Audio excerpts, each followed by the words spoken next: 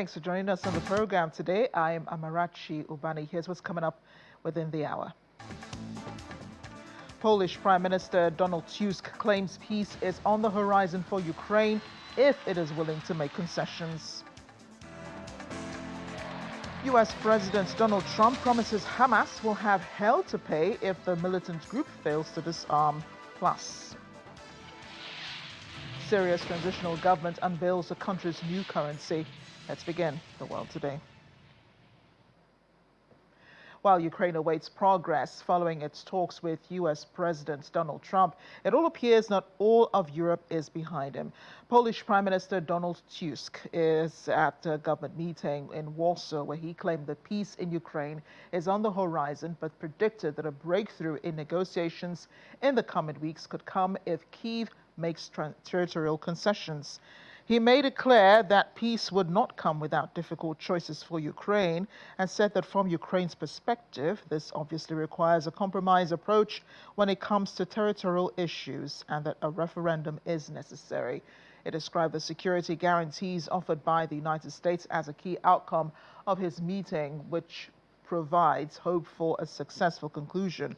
Speaking of the Ukrainian president here, Tusk's assessment comes despite the Kremlin saying it would strengthen its negotiating position after an alleged Ukrainian drone attack on Russian President Vladimir Putin's residence in Novgorod region. On Sunday, U.S. President Donald Trump hosted Zelensky in his Mar-a-Lago estate for around 3 hours of talks. Trump later told reporters a U.S. security guarantee package for Ukraine was 95% done, potentially involving a 15-year American commitment. And we'll see in a moment this happened in Russia today. The Federal Security Service thwarting a possible terrorist attack, potentially from abroad, at a school in Adjia, south of the country. There it is. The dramatic footage shows security forces detaining a suspect.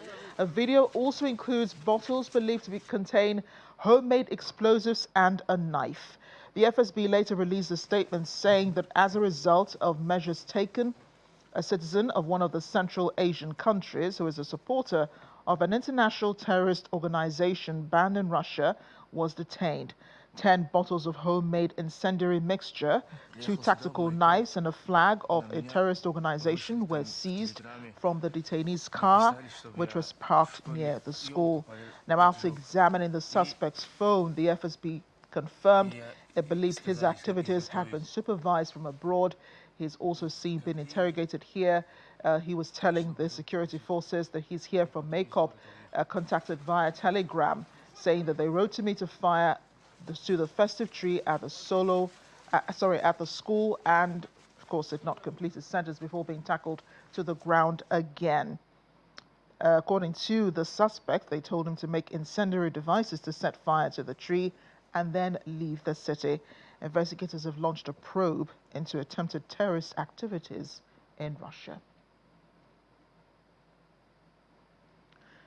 Staying in Russia, the country's Deputy Foreign Minister Alexander Grushko says the EU and NATO policy would only succeed in creating military confrontation with Moscow. He was speaking to reporters today after a meeting, telling them the essence of their policy, that's the EU and NATO, and the essence of preparing society, the essence of military build-up, is to create conditions for a military confrontation with Russia. Unfortunately, he says this is the reality, but as our President Vladimir Putin said, we are ready for any developments and all necessary measures being taken to ensure that under any circumstances, the defense capability of the Russian Federation and its security are 100% guaranteed. This comes as Russia continues to mount pressure on reports that Ukrainian drones attacked the state residence of President Vladimir Putin in the Novgorod region. Grushko has described it as a serious attempt to undermine the negotiation process. He's also stressed that Russia would undoubtedly respond appropriately to this provocation.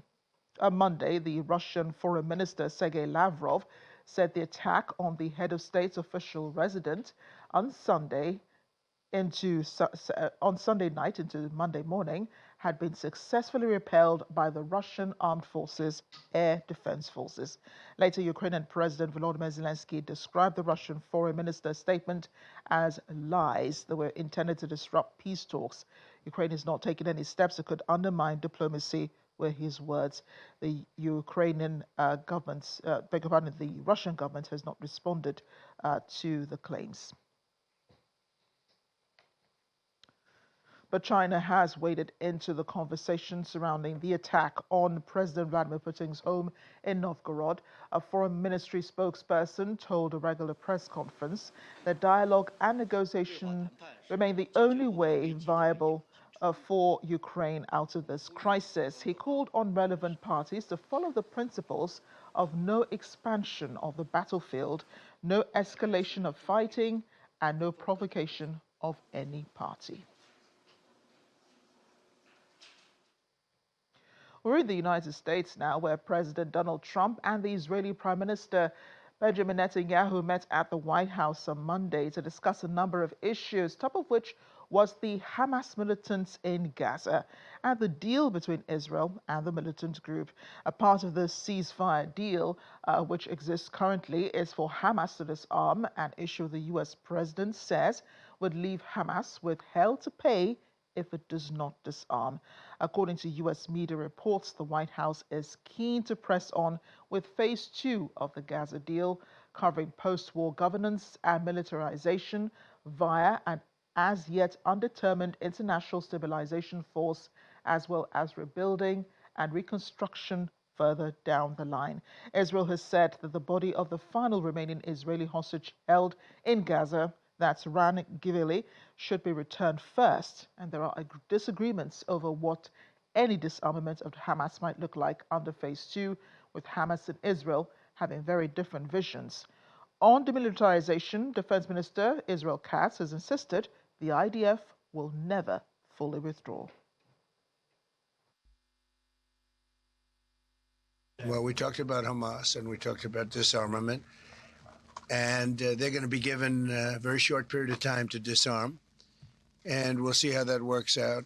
Steve Witkoff and Jared Kushner will be in charge of that from our side, but if they don't disarm as they agreed to do, they agreed to it, and then they'll be held to pay for them, and we don't want that. We're not looking for that, but they have to disarm within a fairly short period of time. We have had a discussion, big discussion, for a long time on the West Bank, and I wouldn't say we agree on the West Bank 100%, but we will come to a conclusion on the West Bank. U.S. President Donald Trump has also addressed the claim that Saudi Arabia is getting on with Israel as regards the signing of the Abraham Accords. The Accords, normalization deals for Israel and regional nations launched in Trump's first term, are currently between Israel and the UAE, Bahrain, Morocco, and Sudan. Riyadh has repeatedly said that joining the Accords is linked to a Palestinian state, with Crown Prince Mohammed bin Salman telling President Trump at their talks in November, "We want to be part of the Abraham Accords, but we want also to be sure that we secure a clear path towards a two-state solution." Well, the Abraham Accords are a great achievement of Jared and everybody. I mean, it was one of the great achievements. They'll be expanded. Countries are already talking about expanding it, and they'll be expanded fairly quickly. Yeah, please. What about Saudi Arabia? Is it still on the table? The normalization? Saudi Arabia is great. We have a great leader, and a friend of mine and a friend of a lot of people. Also an enemy of some people, but those people aren't doing so well. No, Saudi Arabia has been very good as far as I'm concerned. They've done everything that we can ask for. But normalization with Israel is on the They're table? getting along great with Israel. They will. And at some point, they'll sign the Abraham Accords.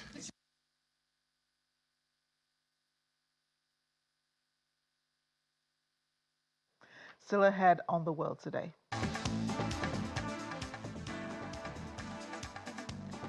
Peruvians seeking the cleansing power of black guinea pigs.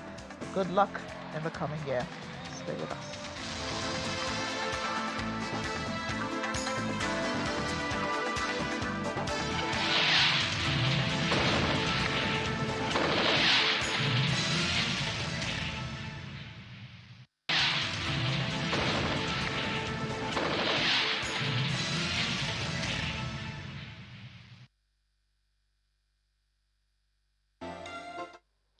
Welcome back to The World Today. We've got clearer footage now of the wrecked vehicle that was carrying British heavyweight boxer Anthony Joshua and two other passengers, which crashed on the Lagos-Ibadan Expressway on Monday.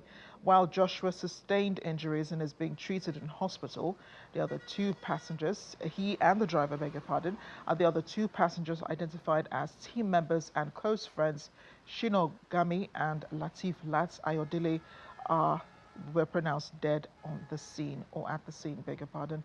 According to preliminary findings from Babatunde Akimbiyi, the police commander with Nigeria's Traffic Compliance and Enforcement Corps, Trace, the SUV is suspected to have been traveling above the legal speed limit at the time of the crash. Joshua and the driver were rescued from the wreckage and transported to a hospital for medical care. Gami and Ayodele, as we said earlier, were pronounced dead at the scene.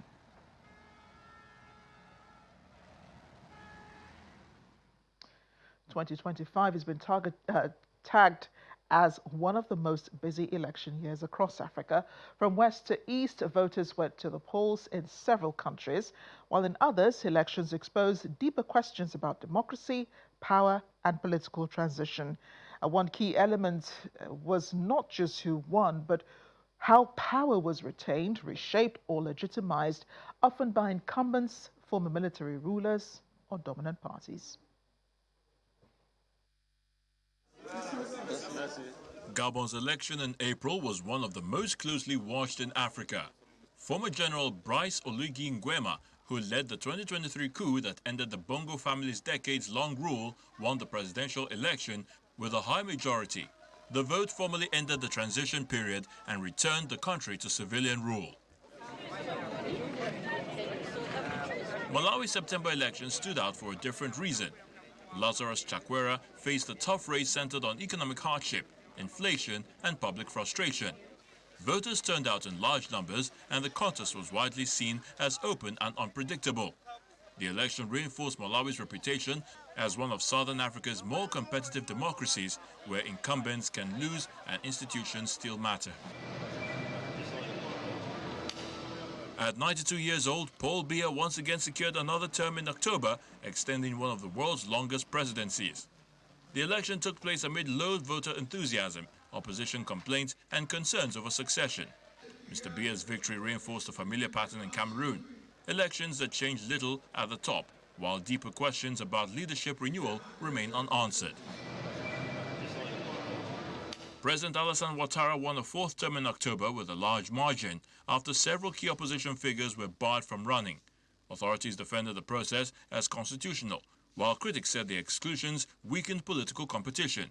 The election avoided the violence seen in previous cycles, but debates over fairness and inclusivity continue to shape Ivorian politics. Tanzania's October general election delivered a massive win for President Samia Suluhu Hassan. The scale of a victory was striking, but it came against the backdrop of opposition restrictions and allegations of harassment. While the government highlighted stability and economic progress, critics questioned whether the political playing field was truly open. In December, Guinea held its first presidential election since the 2021 coup. Junta leader Mamadi Doumbouya was widely expected to win, positioning the election as a transition back to civilian rule. Also in December, voters in the Central African Republic went to the polls after constitutional changes allowed President Faustin Archange Touadera to seek another term. The election took place amid security concerns and heavy international scrutiny, reflecting how legal reforms can reshape term limits without necessarily reshaping power. The presidential elections of this year underscore a persistent tension in African politics between formal democratic processes and the concentration of power. While ballots were cast across the continent, the outcome suggests that holding an election does not automatically translate into meaningful political change. Well, Somalia's representative to the UN, Abubakar Dahir Osman, has warned Israel not to lecture his country about alleged genocide given its own reported actions in Gaza. During a heated session at the Security Council in New York on Monday, it follows a backlash to Israel's unilateral recognition of Somaliland, which saw condemnation and backing for Somalia from Russia, China, Egypt, and the Arab League and others. Israel became the first country to recognize Somaliland this month, with the region's leader calling it a historic moment.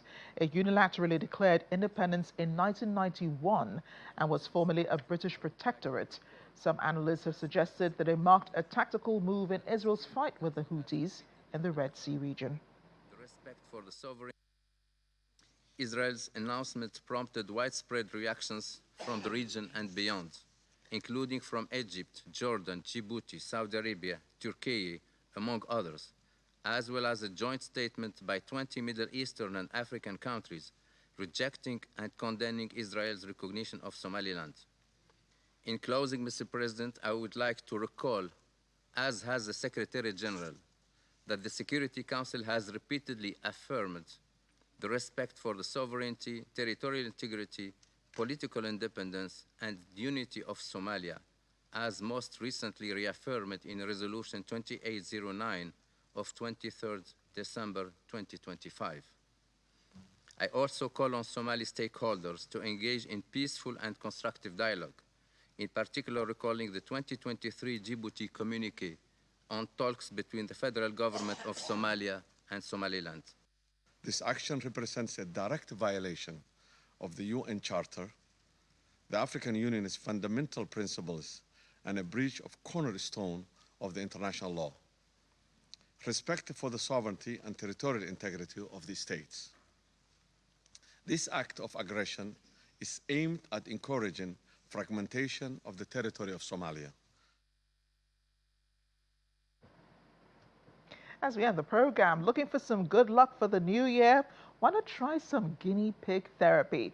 At least that's what people in Peru are doing. People have been lining up to take part in the ritual of energy cleansing using black guinea pigs. A traditional healer rubs a black guinea pig all over a person's body, as you can see. This is to remove bad energy or diagnose their health condition ahead of the new year. There are many traditions that begin the year for many Peruvians, but cleansing is a major one of them.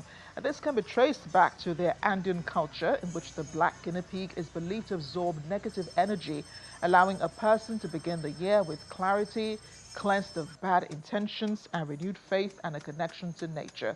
Additionally, Peru's animal protection and welfare law recognizes vertebrate animals as sentient beings and prohibits acts of mistreatment, although it establishes explicit exceptions for activities considered culturally important.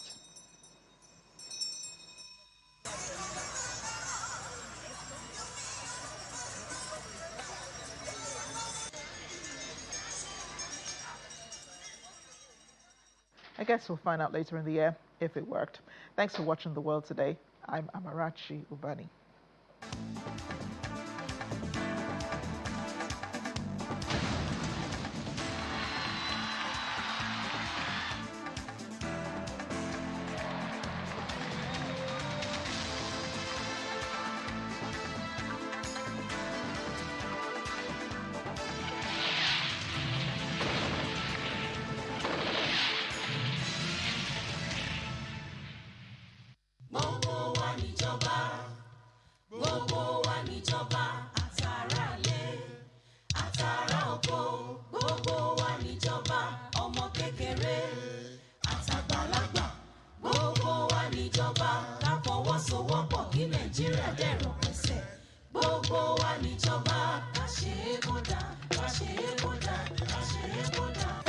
Nigeria, togetherness, we are one. Nigeria, illumini ilureni. Nigeria, orílẹ̀-èdè gbogbo wa ni. Ká fọwọ́sowọ́pọ̀, ká jọ gbé Nigeria sókè. Kò nítorí mi bàjẹ́ o, kò gbọ́dọ̀ torí rẹ̀ bàjẹ́ o. Bóyá gbé kémi gbé. Gúúsù, àríwá, ìlà oòrùn àti ìwọ̀ oòrùn, igi àtọ̀pẹ́ pa wọ́n pọ̀ wọ́n dìgbẹ́, orí dúró tọrùn dòdìdí ẹni.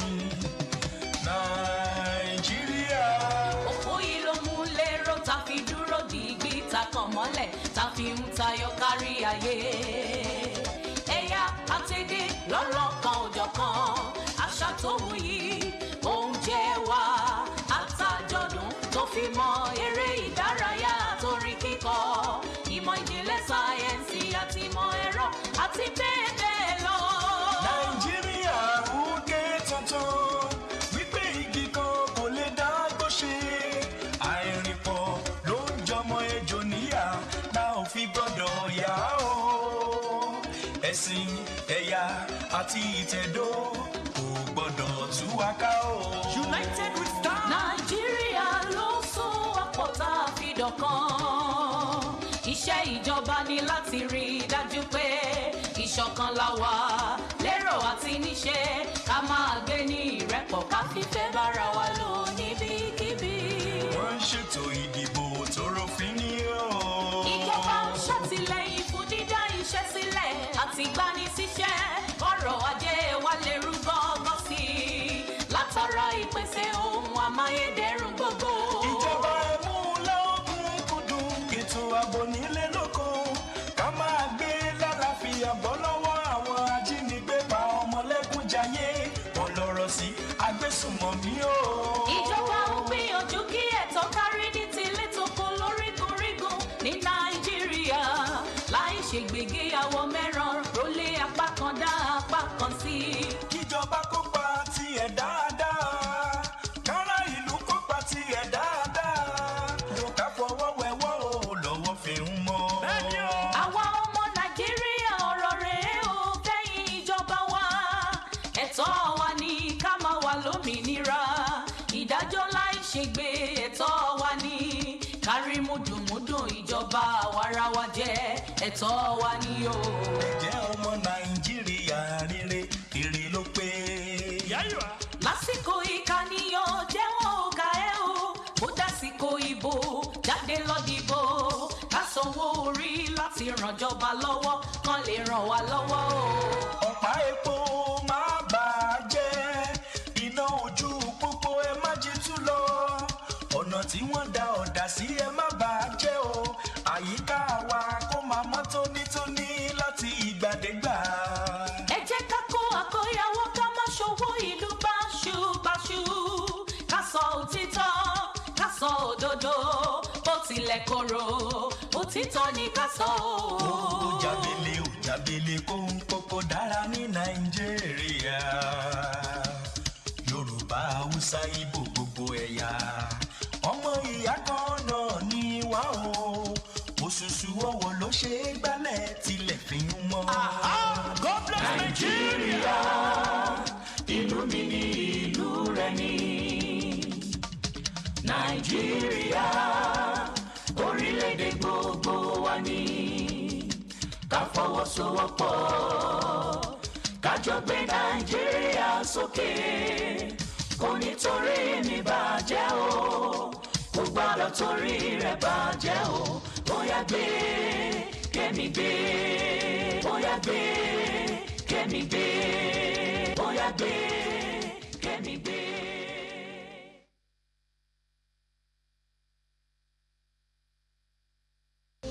Unbelievable wall and table calendar print deal from Cass Prints. You can now customize your table and wall calendars in super high crispy print. Get 20 copies of your 25-page table calendar for just 85,000 naira only.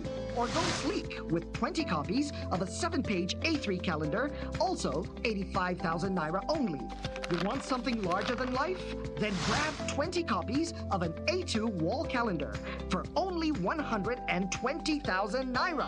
Every piece comes out glossy, vibrant, and picture perfect, printed on our ultra high quality DI machines. First, send us your pictures and other desired content in PDF format via WhatsApp.